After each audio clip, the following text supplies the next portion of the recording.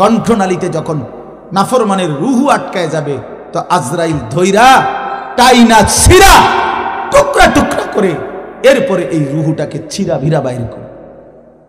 তো কোরআনে আল্লাহ বলছে কেন এমন এমন নির্মম মৃত্যু হলো কেন, তার কলজা ছিঁড়া ফেললো, আজরাইল তার রুহুটা ছিন্ন ভিন্ন করে দিল, এমন করলো কেন?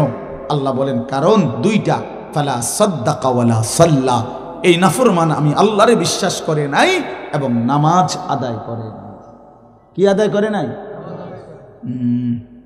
ভাত খাও, হ্যাঁ ভাতে তো দুগা খাও নাকি তা, হ্যাঁ মোবাইল টিপো আর মানুষের বেডি দেখো, দেখো ভাইয়া দেখো, কুলু ওয়া তামাত্তাউ কালিলান ইন্নাকুম মুজরিমুন।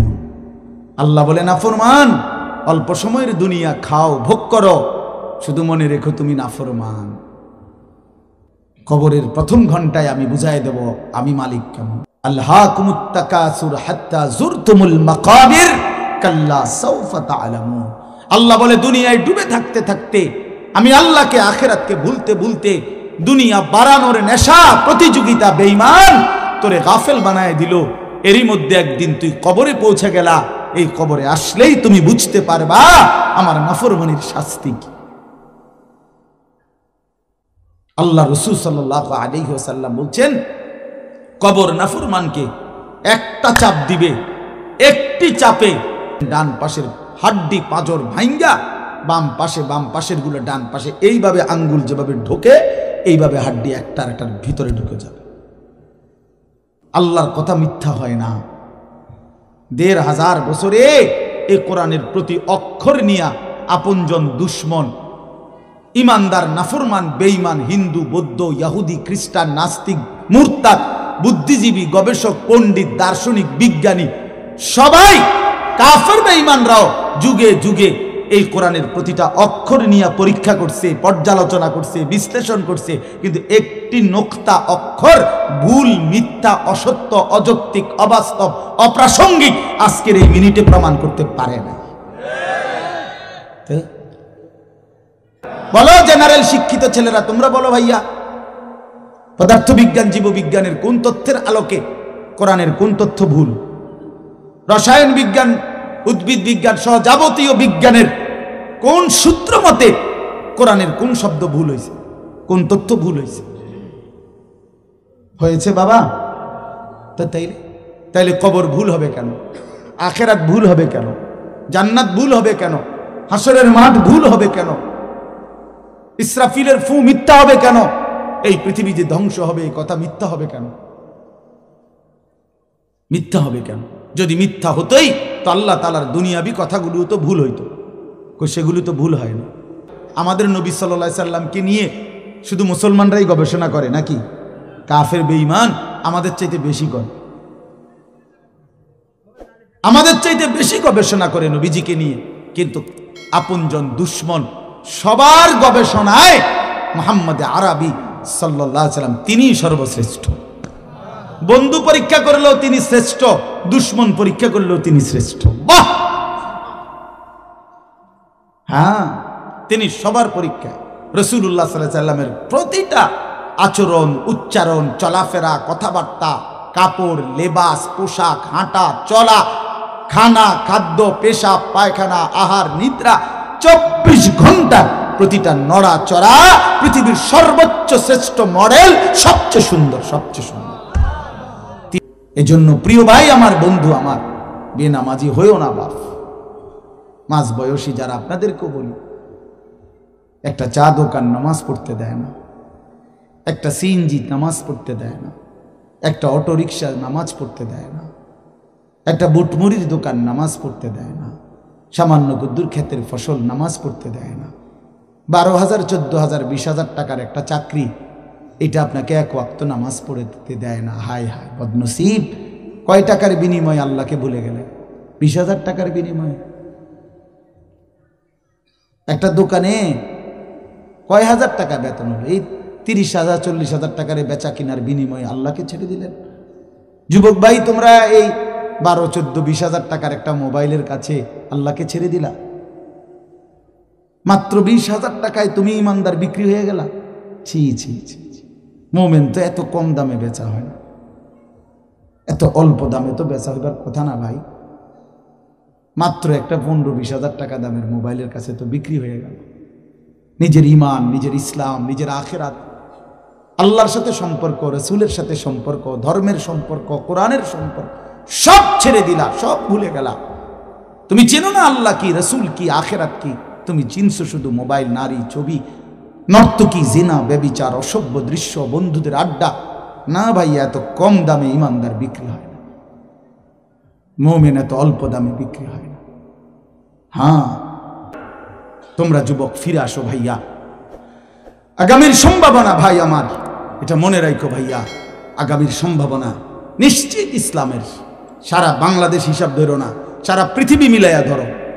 বাংলাদেশ সারা পৃথিবী সহ ভাবো, সারা পৃথিবীতে ইনশাআল্লাহ মজলুমের বিজয়, সারা পৃথিবীতে ইমানদারের বিজয় হচ্ছে এবং হবে ইনশাআল্লাহ, হবে। আগামীর সময়টা মাহাদি এবং দাজ্জালের লড়াই হবে ইনশাআল্লাহ, ঈমান এবং কুফরের জিহাদ হবে ইনশাআল্লাহ। সেই জিহাদে, সেই যুদ্ধে ইসলামের জন্য জান বাজি রাখতে নওজোয়ান রেডি থাকতে হবে ইনশাআল্লাহ। আমি নওজোয়ানের পরিবর্তন চাই, এই এক ফিকির নিয়া জিন্দিগির আমার মেহনত, প্রতিটা নওজোয়ানের বদলানো চাই। এই জন্য সোজা কেউ না বলুক, তার আমি বলবো, আমি নিয়ত করছি যে একদিন পারি একদিন বলবো। লক্ষ লক্ষ কিশোর তরুণ যুবক একরকম এটা ভাবছে, এরা ছেলেরা যে এদের কোনো অভিভাবক নাই, আপন মা বলার সাহস পায় না, আপন বাবা বলার সাহস পায় না, এলাকার কেউ কিছু বলার সাহস পায় না। তোমরা ছেলেরা মিয়া যা মন চায় তাই করতেছো নিজের খেয়াল খুশি মতো। আরে ভাইয়া, এভাবে নিয়ন্ত্রণহীন, অভিভাবকহীন, কারো তত্ত্বাবধানবিহীন জীবন জন্তু জানোয়ারের জীবন বেটা। আমি বললাম বেটা, যার মাথার উপরে কোনো ছায়া নাই, যার কোনো অভিভাবক নাই, যারে আগলাইয়া রাখে না কেউ, যারে শুধরাইয়া দেয় না কেউ, আল্লাহর কসম ওই জীবন জানোয়ারের জীবন বেটা, জন্তু জানোয়ারের জীবন। তোমার মনে যা চাই তাই করবা, এটাকে আল্লাহ কোরআনে বলছে এই লোকটার পরিচয় হলো সে জানোয়ার, যার জীবনের কোনো নিয়ন্ত্রণ নেই। রাতের বাজে 3টা ঘুমায় না, সকাল বাজে 9টা ওঠে না। এটা কিটা? তো পাগল না ছাগল না, এটা পতনেরও টাইম নাই, উড়নেরও কি নাই। এটা কোনো জীবন হলো মনে না, এটা জানোয়ারের জীবন না। সারা রাত, রাতের 3টা বাজে মোবাইলে উলঙ্গ ছবি দেখতেছে। আস্তাগফিরুল্লাহ, আস্তাগফিরুল্লাহ। স্বাভাবিকভাবে জি বলো ভাই, রসিকতা করো না, তামাশা করো না। এই জন্য আমি বললাম ভাই, রাগ হইও না, আল্লাহ তোমারও বরকত দান করেন। কিন্তু আমার বলার উদ্দেশ্য হলো আমাদের পরিবর্তন দরকার, সংশোধন দরকার, আমাদের জিন্দিগি সাজানো দরকার, দিল জাগানো, অনুভূতি সৃষ্টি করা। যাহা আমি কি করছি, আমি কি করছি, আসলে আমার কি করা উচিত ছিল। প্রিয় ভাই আমার, বন্ধু আমার, আমরা মুসলমান। আমি এই কথাটাই শুরু করছিলাম, গাফেল বঞ্চিত হয়, খামখেয়ালি মানুষ, খামখেয়ালি। কেন নামাজ পড়ো? পড়ি না আর কি, পড়ি না। মসজিদে যাইতে ভাল লাগতেছে না, কেরুম লাগতেছে, কি জানি কেরুম জানি লাগতেছে, কেরুম লাগতে এরুম আরে কেরুম, পাগল কোথাকার বেটা, কেরুম লাগতেছে এইটাও কই তারস না তুই? তুই তো একটা অপদার্থ মানুষ বেটা, এটা কোনো কথা হইল? এই জন্য বললাম, মানে আসল কথা হইল গাফেল, খামখেয়ালি। কোরআন শরীফে আছে যত লোক জাহান্নামে যাবে, আল্লাহর কসম ভাইয়া শোনো, যত লোককে আল্লাহ জাহান্নামে ফেলবে, আল্লাহ কোরআনে স্পষ্ট বলছে সবগুলোর পরিচয় হলো উলাইকা হুমুল গাফিলুন, এগুলো গাফেল। কোরআন শরীফের আয়াত, উলাইকা হুমুল গাফিলুন ওয়ালাকাদ যারানা লিজাহান্নামা কাসীরাম মিনাল জিন্নি ওয়াল ইনস। আমি অসংখ্য অগণিত জিন আর মানুষ দিয়ে জাহান্নামকে পূর্ণ করব।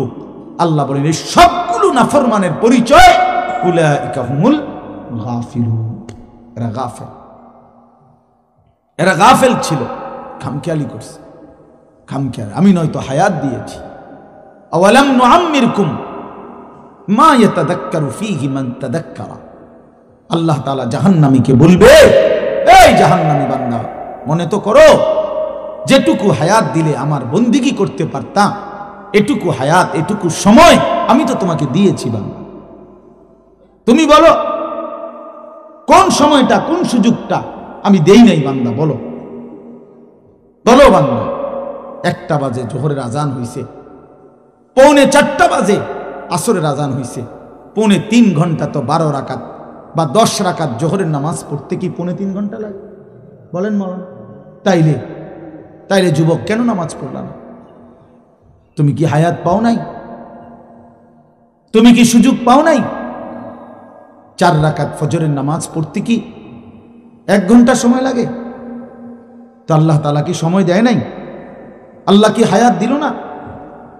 কেন না ফরমানি করল? বন্ধু আমার, আল্লাহ বলবেন এই কথা, আওয়ালাম নুআম্মিরকুম, বলো বান্দা, আমি কি তোমাকে হায়াত দেইনি? আমি কি তোমাকে সময় দেই নাই?